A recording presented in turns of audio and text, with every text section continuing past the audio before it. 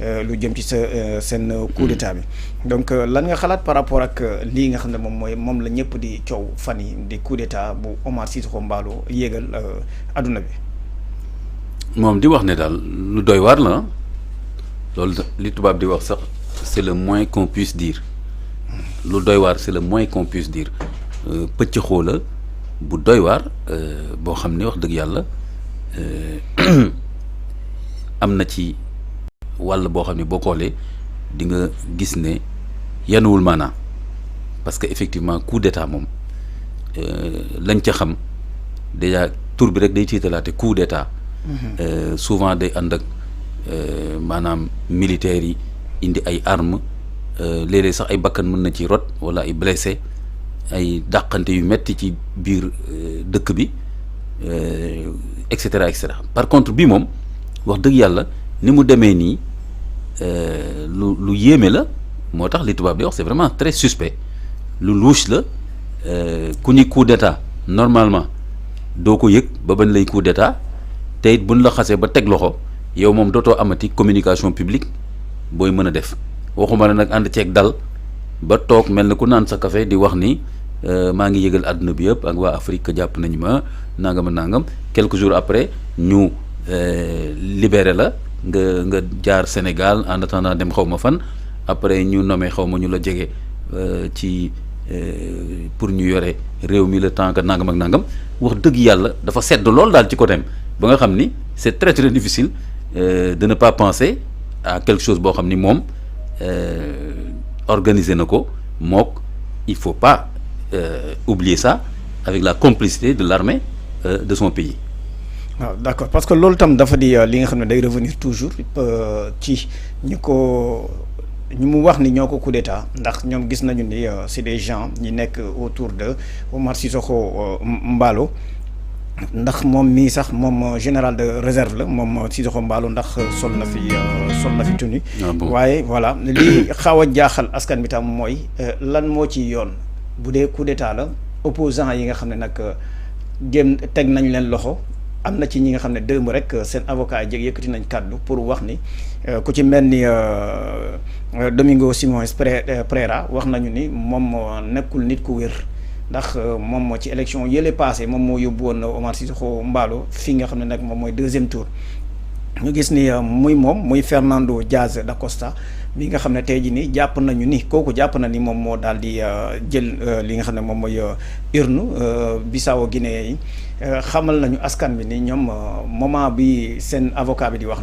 wax na ni ñoom nekkuñu woon ci jàmm est-ce que loolu yëpp nekkul di woon li nga xam ne nag moom la ñëpp di lallaamee bu fekkee ni ñoom génnoon nañ sax di manifester xëy na ñu teg leen loxo mais coup d'état nga teg loxo président sortant waaye ñi nga xam ne tam ñoom ñoo nekk ci opposition bi.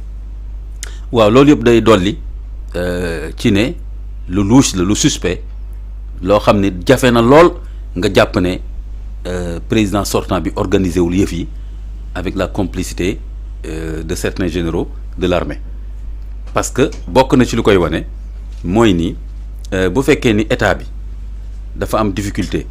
processus électoral moo am problème bu fekkee problème bi loolu rek la kon am na lu ñu ko waroon régler et pas de cette façon là donc nga xam ni kon am na leneen lu ci lëmasu au-delà du processus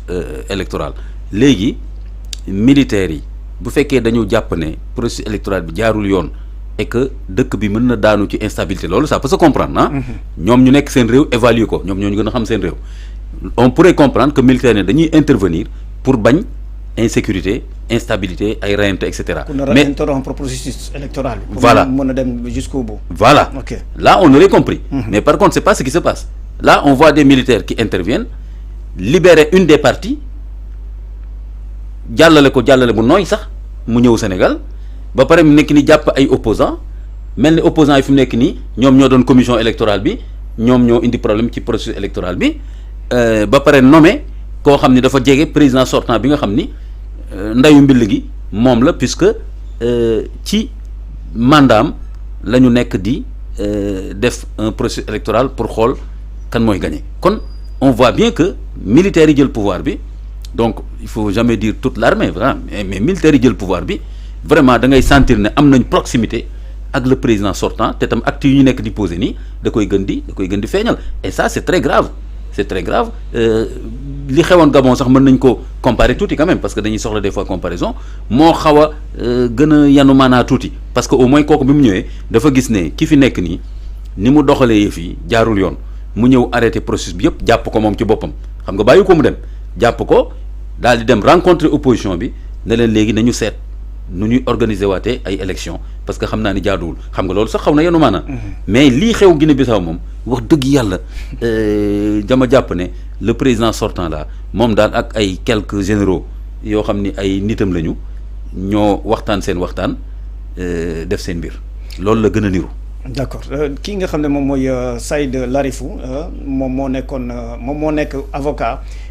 kii nga xam ne mooy Fernando mooy Siméon Pereira Domingo Simões Pereira parce que démb maa ngi doon waxtaan ak moom xamal na ma ni yeneen information yi nga xam ne ñu ngi ko doon joxe ni bàyyi nañu Pereira kenn bàyyi ko jamono bi nga xam ne ñu ngi doon waxtaan ak ñoom ay 16h 17h ndax jàpp nañu ni sax ku wéradi la pour mu mën naan garabam sax daanaka xamuñu fu mu nekk même ñi nga xam fi mu nekk tam bi ñu demee wax na ni moom docteur am moo ko mën a daal di jox li nga xam ne moom mooy garab bi nga xam ne moom moo mën a dem ci woppam. waaye imam beneen point bi nga xam ne nag xaaw na jaaxal sénégalais yi tuuti mun naa wax adduna bi sax mooy ki nga xam ne nag moom moo nekkoon ancien bras droit te nekk directeur de campagne Omar Sissoko Embaló nekkoon ministre des finances am tey jii nii depuis démb mooy Elídio T. Vieira moom la militaires yi wax ni ñoom moom la ñuy teg premier ministre en même temps mu nekk seen ministre des finances naka nga gisee toujours coup d'état bi nga xam ne tam ba tey. avec des proches de Omar Sissoko Embaló bi nga xam ne ñu ngi leen di replacer. bien sûr c'est ça mooy li ma wax ni xanaa feddali ko rek mais on sent bien. que vraiment il y a une proximité, pour ne pas dire ça, une complicité entre le président sortant, Omar Embaló, et quelques généraux de l'armée. Non, lañ ko war a mën a waxee parce que yu mel ni toujours bu ayee xamal li fi nekk nii am na ay généraux ak ay officiers yoo xam ne ils sont pas du tout d'accord toog ci caserne yi di observer moo tax tam ça peut après aboutir à autre chose donc yu mel nii lii tàmbali la mais bu mu la bett bu mu ñu bett nii dans quelques jours quelques semaines mu amoon beneen coup d'état encore contre coup d'état bi d'autres officiers surtout ma ne nu mu tuddati Guinée-Bissau xamee nañ leen ay coup d'état donc processus bi moom on sent bien que Omar Embaló yëf yi sedd na lool ci côté am tàng lool ci côté opposition bi te gisuma opposition bi lan la ñu def fi mu nekk nii ban war leen mën a teg loxo di leen isoler alors que processus électoral la boo xam ni gouvernement nu mu tuddati militaires yi on ne sait pour quelle raison ba tey expliqué wuñ ko ñoo ko interrompre kon quelle est la faute de l'opposition ba pare ñu bàyyi ki nga xam ni moom moo doon président mu dem ci demin bu sedd ba pare ñeneen ñu leen di xoqatal donc lii tegul fenn donc on sent bien qu'il y a une proximité entre